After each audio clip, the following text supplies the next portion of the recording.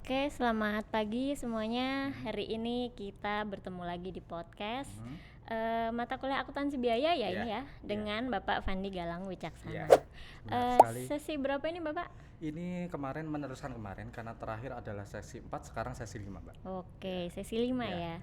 Oke, jadi hari ini kita akan membahas tentang apa? Oke. Nah, kemarin kan pertemuan kemarin kan membahas tentang harga pokok pesanan ya atau job Oke, order costing. ya. Nah, perlu kita ketahui bahwa untuk mengingat-ingat harga pokok kan ada 3 perhitungannya. Mm-mm. Harga pokok pesanan, kedua proses, yang ketiga adalah ABC. Nah, yang kemarin adalah job order, yang kedua yang saat ini akan kita bahas adalah harga pokok proses atau proses costing. Nah, secara umum proses costing ini diterapkan pada perusahaan yang menghasilkan produk yang standardized product dengan produksi secara massal. Nah, ini istilahnya adalah perusahaan itu memproduksi produknya itu homogen. Apa itu homogen? Homogen berarti sama, tapi produksinya secara terus menerus. Nah, contohnya itu apa? Nah, kita mengenal ada namanya spidol, terus ada kertas ada jenis kuarto, jenis folio, dan juga air mineral. Itu kan berbeda bentuk namun produksinya secara massal dan digunakan untuk kebutuhan sehari-hari kan.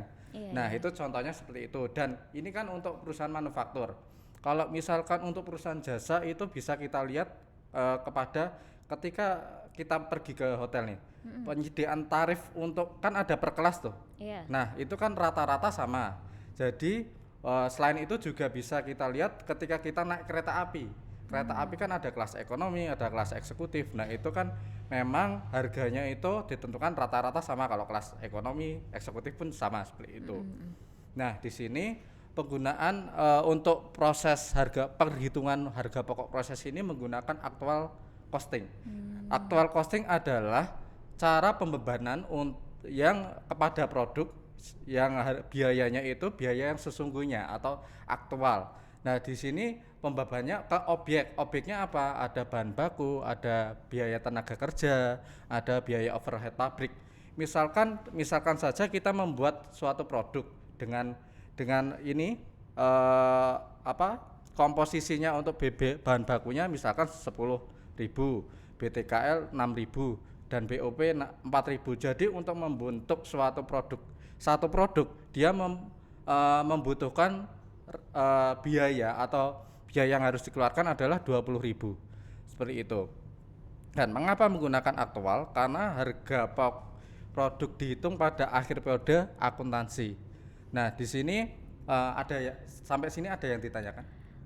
Itu kenapa sih harus pakai actual cash costing? Karena kan Ah, kita tahu ya jenis costing kan ada normal costing juga gitu ah. loh. Kenapa kok lebih ke penekannya yang pakai actual costing Nah, nih? di sini kan perlu saya sampaikan ya, karena kemarin belum sempat saya sampaikan, karena ketika kita menghitung job order itu ada yang tadi istilah normal costing. Normal costing itu maksudnya pembebanan biaya ke objek biaya itu pada awal periode. Awal periode berarti kan harus ada DP kan. Iya, Ketika Mbak harus ada DP. memesan catering pasti kan ada DP. Nah, itu Iya, iya, iya. contohnya dia menggunakan normal costing, dan ketika dia memakai proses costing dia menggunakan aktual. Jadi perhitungannya tuh di akhir periode. Nanti kan ada misalkan ada pembayaran gaji karyawan yang belum dibayar. Pada akhir periode kan pasti akan dihitung. Iya, iya. Dan juga ada hutang dan piutang yang nantinya akan disesuaikan di zona penyesuaian ya tentunya kan. Oke, Nah, iya, itu iya, iya. seperti itu. Kan misalkan kita membentuk suatu produk dalam satu periode itu kita mengeluarkan biaya produksi 1 miliar nih. Nah, dalam satu periode itu kita menghasilkan berapa? Misalkan 1 juta unit. Berarti harga per unitnya di akhir periode terhitung 1.000 kan? Ya kan, 1 miliar dibagi 1 juta kan 1 juta, 1.000. iya. 1.000 rupiah per unitnya. Nah, seperti itu. Nah, bagaimana kita mencatat harga pokok produk? Nah, gini ada pencatatannya, yaitu menggunakan laporan harga pokok produksi. Nah, seperti apa harga pokok produksi? Nah, di sini kelihatan tulisannya, Mbak. Ya, Nah, kelihatan. di sini ada 3 komponen, Mbak, yang masuk dalam laporan harga pokok produksi. Yang pertama itu data produksi. Ya. Yang kedua yang diwarna-warni itu data produksi. A, ada biaya dibebankan dan biaya diperhitungkan. Nah, di sini pertama, informasi yang disampaikan pada data produksi itu hanya memberikan informasi kuantitas. Kuantitas maksudnya ada, kan ketika kita memproduksi suatu barang kan belum tentu mesti kan ada sisa persediaan yang di periode lalu kan pasti ada sisa kan yang belum selesai. Ya, Otomatis kita akan prosesnya di periode saat ini kan. Nah, itu kayak gini. Jadi misalkan saja BDP awal barang dalam proses awal itu bulan lalu belum selesai itu sebanyak 100 unit. Produk dalam proses periode ini 900 unit. Jadi total produk yang akan diproses di periode ini adalah 1000 unit. Nah, pada akhir periode ternyata produk yang selesai itu dari 1000 itu 600. Dan yang sisanya kan otomatis 400 dari 1000 dikurangi 600, 400. Jadi total produknya 1000. Jadi ketika misalkan nanti masuk ke pembahasan tentang pencatatan metode ada FIFO, ada average itu, kita ambil dari 600 itu, 600 unit yang produk selesai itu ternyata kalau FIFO itu kan harus menyelesaikan awal, BDP awal berarti 100 itu diambilkan 600 dari 100 itu diambilkan dari BDP awal. Sisanya kan 500. 500 diambilkan dari produk dalam proses pada periode saat ini. Nah, yang kedua adalah biaya dibebankan. Biaya dibebankan ini berisi informasi perhitungan biaya per unit untuk masing-masing komponen produksi. Nah, di sini maksudnya adalah kita menghitung biaya per unitnya, biaya per unit. Tapi untuk menghitung ini ada beberapa kasus yang harus kita lewati untuk menghitungnya. Nah, di sini ketika kita pada proses satu nih, ada kasus satu. Ketika kita memproduksi suatu barang 100 unit pada periode saat ini dan tepat pada akhir periode itu ternyata produknya itu selesai. Nah, dengan biaya produksi 1.000.000. Maka harga pokok per unitnya kita bisa langsung hitung. Berarti 1.000.000 dibagi dengan total proses unit yang dihasilkan, otomatis harganya 10.000 per unit. Nah, yang untuk kasus yang kedua ini yang kasus pertama itu contohnya itu seperti just in time. Jadi kita harus menyelesaikan pada periode yang telah ditentukan oleh manajemen seperti itu. Gitu. Yang kedua adalah proses ketika kita memproses 100 unit, produk selesainya ternyata pada akhir periode 60 dan BDP akhir, otomatis BDP itu barang dalam proses yang belum selesai pada periode ini. Itu sejumlah 40 unit dengan tingkat penyelesaian, otomatis kan ada tingkat penyelesaian yang harus diselesaikan. Misalkan saja kayak kita membuat rumah nih, membuat rumah 100 unit, membuat perumahan 100 unit. Nah, tentunya ketika 60 unit berarti kan otomatis hitung aja 60 rumahnya itu selesai. Nah, sisanya 40 unit belum selesai. Maksudnya tingkat penyelesaian itu misalkan dalam satu rumah kan mau membangun suatu rumah kan mungkin sudah selesai bangun rumah. Tapi mungkin ada yang belum diplaster, belum dicat dan sampai belum finishing. Nah, tentunya di situ ada tingkat penyelesaiannya. Nah, itu maksudnya seperti itu. Nah, di sini total biaya produksi yang kita keluarkan adalah 920.000. Jadi berapa HP produk yang selesai, HP yang selesai dan HP yang belum selesai. Nah, di sini perhitungan unit setara. Unit setara itu misalkan di sini 40 unit dengan tingkat persen 80%. Nah, itu unit setara itu maksudnya berapa rata istilahnya sama dengan. Jadi kira-kira dari 40 unit itu dengan tingkat penyelesaian 80%, kira-kira berapa yang dihitung berapa setaranya. Nah, setaranya di perhitungan adalah 60 yang sudah selesai ditambah dengan 40 dikali dengan tingkat penyelesaiannya. Maka ketemu dalam satu periode itu ternyata kita setelah menyelesaikan 92 unit. Gitu. Tapi kita 40 itu memang belum finishing sampai finishing loh. Nah, tapi kita setara kan berarti kita samakan ibaratkan belum gitu. Komplit tapi sudah bisa dihitung juga gitu, ya. Nah, selanjutnya untuk menentukan biaya per unit. Nah, ini sudah unit setaranya sudah ketemu. Jadi intinya kita harus mencari unit setaranya. Yang kedua biaya per unit. Di sini biaya produksinya dibagi dengan unit setara, berarti ketemu 10.000. Iya. Nah, di sini kita kan ditanya yang jadi pertanyaan berapa HP untuk produk yang selesai. Nah, di sini produk selesai kan 60 unit. Iya. Berarti dikali dengan biaya per unit yang dikeluarkan. Otomatis kita mengeluarkan 600.000. Sedangkan untuk BDP akhir yang belum selesai itu ketemu 40 unit dikali dengan tingkat penyelesaian 80% dikali dengan 10% sama dengan 320.000. Nah, di sini kan otomatis sama nih, Mbak. Jadi biaya yang produksinya 920.000 dengan jadi ada klasifikasi ternyata HP selesai 600.000 dari 920.000 dan 320.000 untuk HP yang memang belum selesai. Gitu.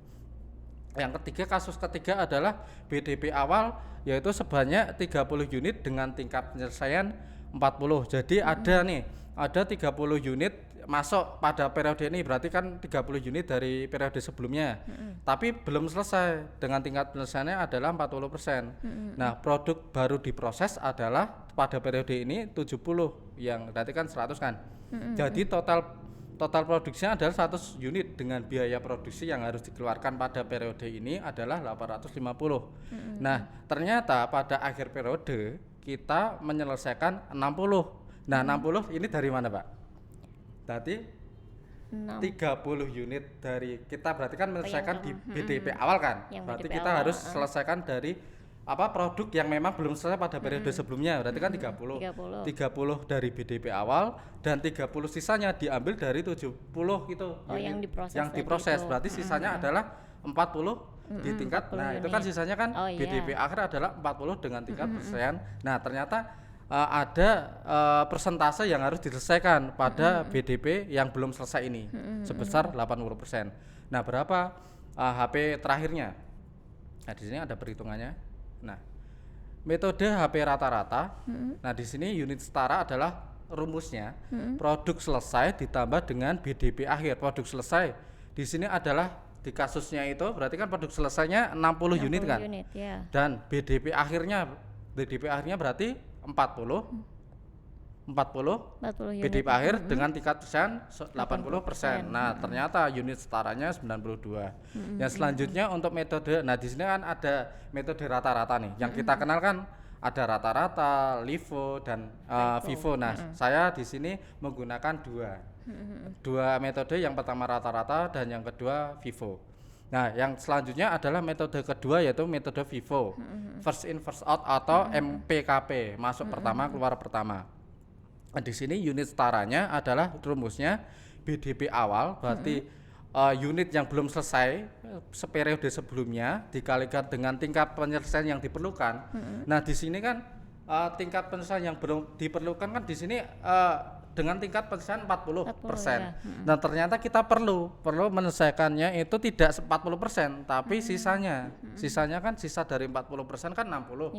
Nah, dikalikan bukan 40% tapi tingkat penyelesaiannya selisih 100% dikurangi dengan 40%. Terus ditambah dengan produk selesai dari yang baru diproses. Nah, itu Kak, kenapa 30? Nah, 30 itu jadi ambil dari produk yang itu loh, 70 itu kan selesai, sudah selesai.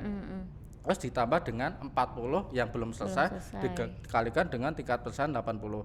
Nah, ternyata hitung-hitungannya ketemu 80 unit seperti itu.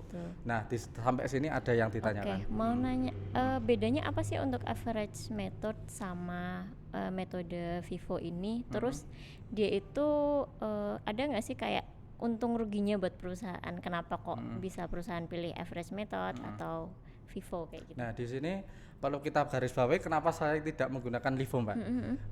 Karena LIFO yang saya baca dari beberapa sumber,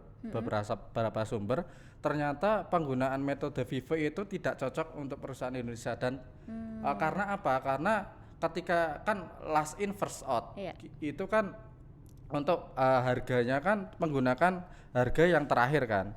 Otomatis nanti ketika kita menghitung, ternyata hitung-hitungannya produk akhir itu labanya kecil. Efeknya apa ketika labanya kecil yang diperoleh perusahaan? Ternyata kan memang itu kurang tahu ya, nanti itu membahas tentang itu laba. earning management apa ya. Nah, nanti itu dijelaskan kenapa iya, perusahaan itu memperoleh laba kecil itu ada manajemennya. Nah, karena ketika laba kecil otomatis pajaknya yang harus kecil. dibayarkan otomatis kan kecil kan. Iya, betul, Nah, betul seperti itu. sekali. Jadi di Indonesia mayoritas itu menggunakan rata-rata dan Vivo. Nah, rata-rata Vivo karena first in first out, yang masuk pertama keluar pertama, otomatis perusahaan yang cocok adalah perusahaan makanan. Karena ketika barang yang baru masuk, persediaan yang baru masuk itu tidak dikeluarkan segera, otomatis barang tersebut kadaluarsa kan. Iya, busuk Nah, atau tentunya rusak, ya, betul. tentunya kita harus manajemen perlu memperhitungkan gitu. Oke. Oke. Eh, Oke. Udah kekat langsung, Mas.